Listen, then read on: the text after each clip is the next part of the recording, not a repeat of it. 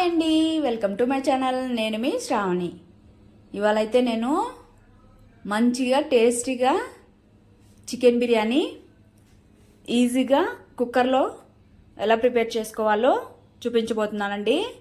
ఇదైతే చాలా టేస్ట్ ఉంటుందండి. కుక్కర్లో కదా ఏం టేస్ట్ ఉంటుంది అనుకోకండి. ఒకసారి అయితే తప్పకుండా ట్రై చేయండి.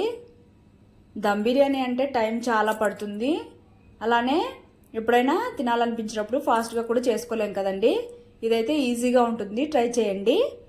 ఇంకెందుకు మరి ఆలస్యం, స్టార్ట్ చేసేద్దాం. మరి ముందుగా ఒక బౌల్ తీసుకొని 1.5 కప్ బాస్మతి రైస్ తీసుకున్నానండి. వాష్ చేసుకొని ఇలాగా ఒక హాఫ్ అన్ అవర్ అలాగా నానబెట్టుకోవాలి. తర్వాత ఇక్కడ నేను చికెను కొద్దిగా సాల్ట్ వేసి వాష్ చేసుకొని పక్కన పెట్టుకున్నాను. తర్వాత కుక్కర్ పెట్టుకొని స్టవ్ మీద హీట్ ఎక్కిన తర్వాత ఆయిల్ వేసుకోవాలి. తర్వాత కొద్దిగా జీలకర్ర, అలానే కొద్దిగా కరివేపాకు, సన్నగా కట్ చేసుకున్నటువంటి ఆనియన్స్ వేసుకొని మంచిగా బ్రౌన్ కలర్ వచ్చే వరకు కుక్ చేసుకోవాలండి.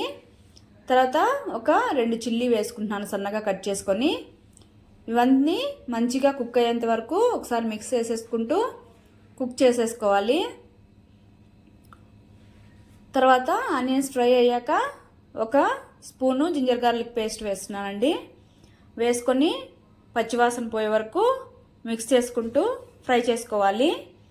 తర్వాత తగినంత సాల్ట్ వేసుకొని అలానే ఒక గుప్పెడంతా పుదీనా ఆకులు వాష్ చేసుకొని సన్నగా కట్ చేసుకొని వేసుకోవాలి. అలానే గుప్పెడు కొత్తిమీర కూడా కట్ చేసేసుకొని వేసుకోవాలి.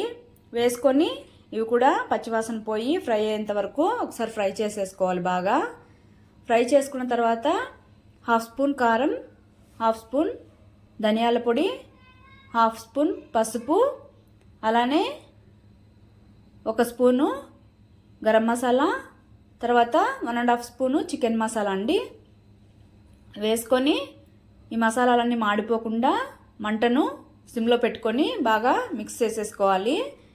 ఇది ఫ్రై అయిందండి. ఇక్కడ మీరు ఇంకా స్పైసీగా కావాలనుకుంటే ఇలాచీ, చెక్క, లవంగాలు అవి కూడా యాడ్ చేసుకోవచ్చు. ఇదైతే మీడియం స్పైసీ అండి. తర్వాత చికెన్ వేసేసుకొని ఒకసారి బాగా మిక్స్ చేసేసుకొని మూత పెట్టుకొని ఒక 5 మినిట్స్ కుక్ చేసుకోవాలండి. ఇక్కడ కూడా చికెన్ అనేది ఒక 50% కుక్ అయిందనుకోండి. తర్వాత విజిల్ పెట్టిన తర్వాత సాఫ్ట్గా కుక్ అయిపోతుంది. బాగా ఇలాగా మూత పెట్టుకొని మధ్య మధ్యలో మిక్స్ చేసుకుంటూ ఉండాలి, లేదంటే అడుగు మాడిపోతుందండి. ఇలాగా మిక్స్ చేసుకున్న తర్వాత చూడండి కుక్ అయిపోయింది ఇక్కడ చికెన్ అయితే. ఇప్పుడు మనము వాటర్ అన్నీ వంపేసి రైస్ వేసేసుకోవాలి. రైస్కి వేసుకున్న తర్వాత ఎక్కువ కదిపేయకుండా గరిటెతో ఇలాగా అడుగు నుంచి గరిటె పెట్టుకొని ఇలాగా మిక్స్ చేసుకోవాలి. బాగా మిక్స్ చేసేసుకున్న తర్వాత ఒక 2 మినిట్స్ అలాగా మూత పెట్టుకొని కుక్ చేసుకోవాలి. ఇక్కడ రైస్ కూడా బాగా కుక్ అయిపోయిందండి. జస్ట్ ఆ మసాలాలన్నీ రైస్కి పడితే సరిపోతుంది, అంతే అండి. మిక్స్ చేసుకున్న తర్వాత నేను ఇక్కడ 2 కప్స్ మాత్రమే వాటర్ యాడ్ చేస్తున్నానండి.